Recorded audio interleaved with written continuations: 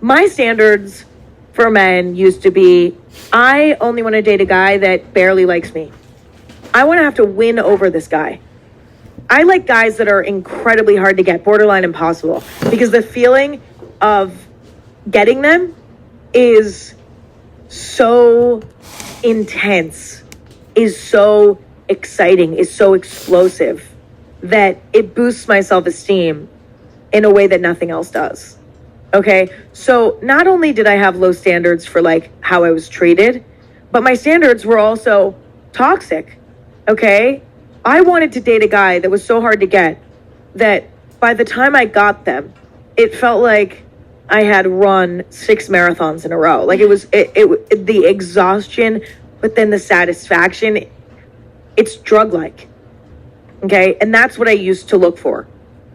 And when your standards are low and toxic, it's really hard for you to date somebody who's good for you. Why? Because someone who likes you, who shows you affection, who is genuinely interested in you, who reciprocates effort and attention, are not a challenge. There's nothing to conquer. And so the feeling of receiving those wonderful things, attention, affection, romantic interest, pales in comparison to receiving those incredible things from somebody who doesn't really like you, who's hard to get, who's not fully in it. It pales in comparison. And that is so toxic, okay? It's so toxic because it's not that it's not true, right? Like, it is true. Okay, I've experienced both in my life, okay? Affection, romantic attention, all of this from guys that do not like me, literally, or they like me, but like they don't show it a lot.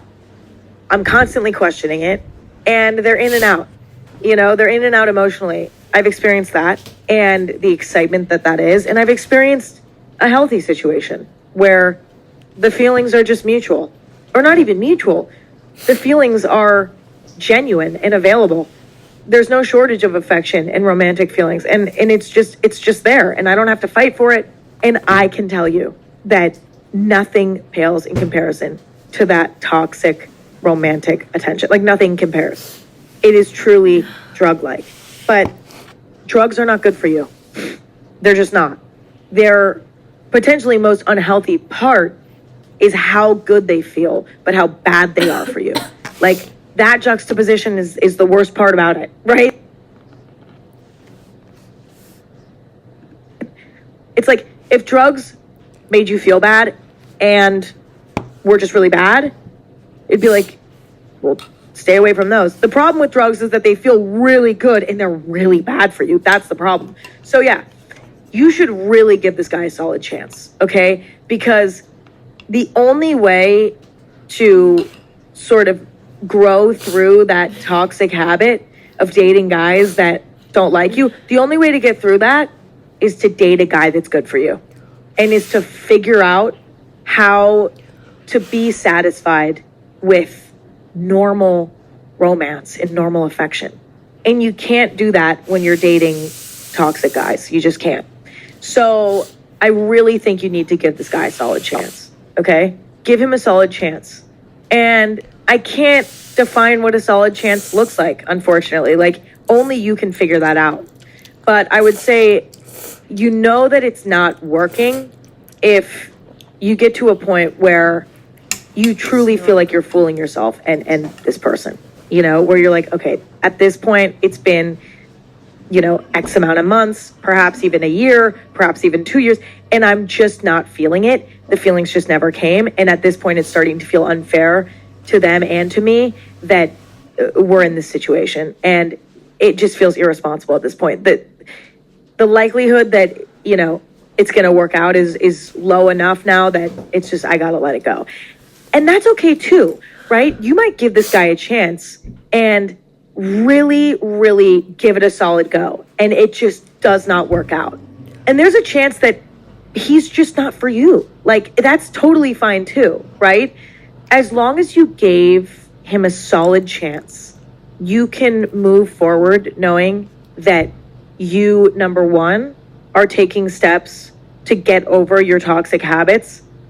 But number two, that you didn't just jump to conclusions about this person. You actually gave it a try. It didn't work out, and now you know for sure. But unless you try it, you'll never know for sure. But now you tried it, so now you know for sure. And it didn't work out, and that's totally fine, and you move forward. And it's not your type of guy. But now you know what it feels like to experience, a really good guy. And so now you know what to look for.